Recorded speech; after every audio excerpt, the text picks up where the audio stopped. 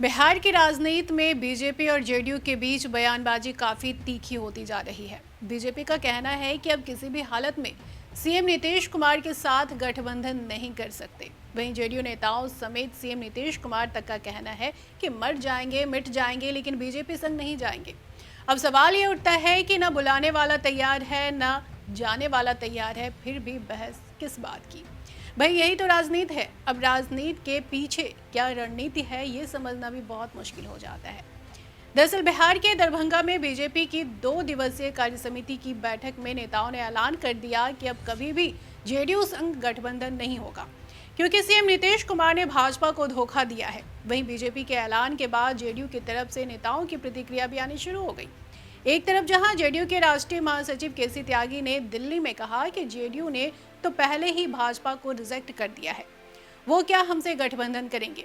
पटना में जेडीयू के मुख्य प्रवक्ता नीरज कुमार ने भी कहा कि बीजेपी की कार्यसमिति में नीतीश कुमार की ही चर्चा होती रही, आखिर बीजेपी में इतनी बेचैनी क्यों है। वहीं अब नीतीश कुमार ने भी आज बीजेपी को लेकर अपना इरादा बता दिया। साथ ही सियासी घमासान के बीच बिहार के मुख्यमंत्री ने बड़ा ऐलान कर दिया। नीतीश कुमार ने कहा कि मरते दम तक बीजेपी के साथ नहीं जाएंगे। नीतीश कुमार ने यह भी कहा कि मुझे मर जाना कबूल है लेकिन बीजेपी के साथ जाना नहीं। सीएम ने कहा कि हम लोग अटल जी को मारने वाले लोग हैं। उन्होंने दावा किया कि हमने बीजेपी को छोड़ दिया था लेकिन वे जबरदस्ती पीछे पड़कर साथ आए थे। 2020 में हम तो मुख्यमंत्री बनना ही नहीं चाहते थे, लेकिन इन्होंने जो किया सबने देखा। हम लोगों ने इन्हें कितनी इज्जत दी। नीतीश कुमार ने आगे कहा कि चुनाव तो होने दीजिए, इस बार सबको पता चल जाएगा कि किसकी कितनी सीटें आती हैं।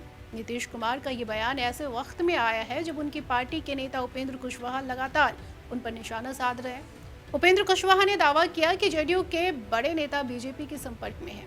इससे पहले जब उपेंद्र कुशवाहा एम्स में भर्ती थे तब उनकी फोटो भी बीजेपी नेताओं के साथ सामने आई थी। इसके बाद कुशवाहा के बीजेपी में शामिल होने के कयास लगाए जाने लगे। हालांकि कुशवाहा ने कहा कि वे जेडीयू को छोड़कर कहीं नहीं जाने वाले।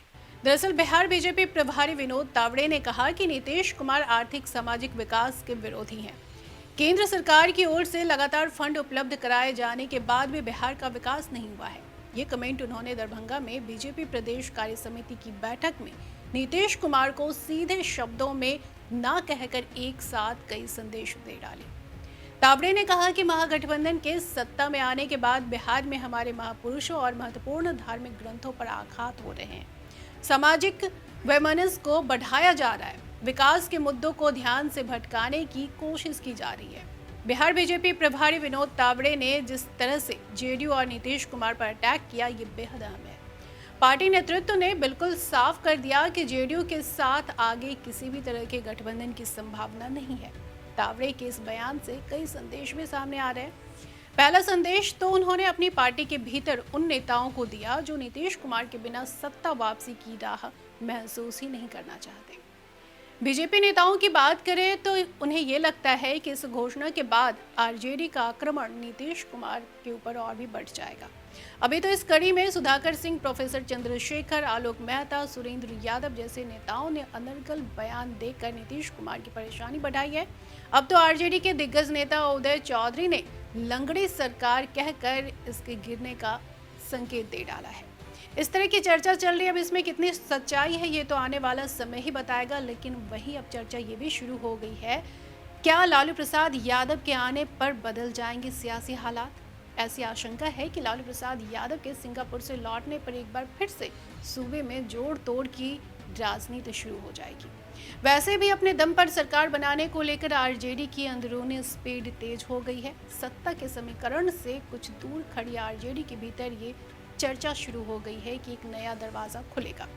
अब इस चर्चा का आधार क्या है, इसमें कितना दम है, ये समय बताएगा। लेकिन फिलहाल राजनीति जानकारों का कहना है कि इस तरह की कोई संभावना दूर दूर तक कहीं से भी नजर नहीं आ रही है।